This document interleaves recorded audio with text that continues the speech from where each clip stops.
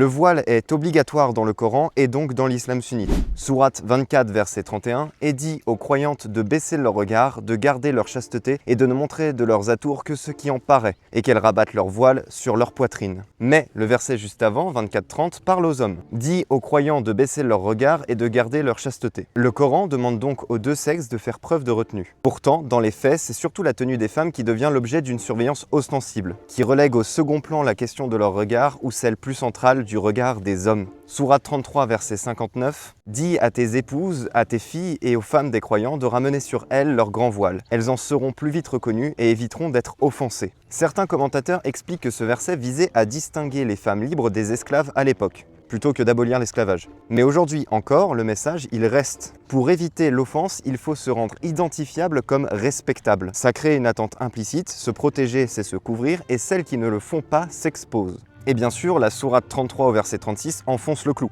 Il ne convient pas à un croyant ou une croyante, une fois qu'Allah et son messager ont décidé d'une chose, d'avoir encore le choix. Le voile n'est donc pas une option, c'est une prescription religieuse ferme. Les 4 écoles de l'islam sunnite sont d'accord sur ce point, même si elles discutent des détails comme le visage ou les mains. Le voile devient alors un outil de conformité. Il est censé protéger, mais la solution privilégiée par ces versets pour assurer la protection des femmes n'est pas d'interdire l'agression sans condition, ni de centrer l'effort sur l'éducation des hommes au respect. Elle se concentre sur la tenue des femmes, réglant un problème de violence potentielle en limitant leur visibilité.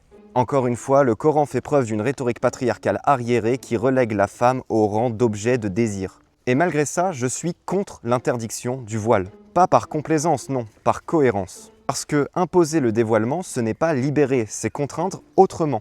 La liberté fondamentale pour laquelle je milite, c'est celle de pouvoir décider, sans pression communautaire ni contrainte institutionnelle, dans le cadre d'un droit garanti pour tous, croire ou pas, se conformer ou non, porter le voile ou le rejeter, dans un espace où la loi protège le choix sans restriction abusive.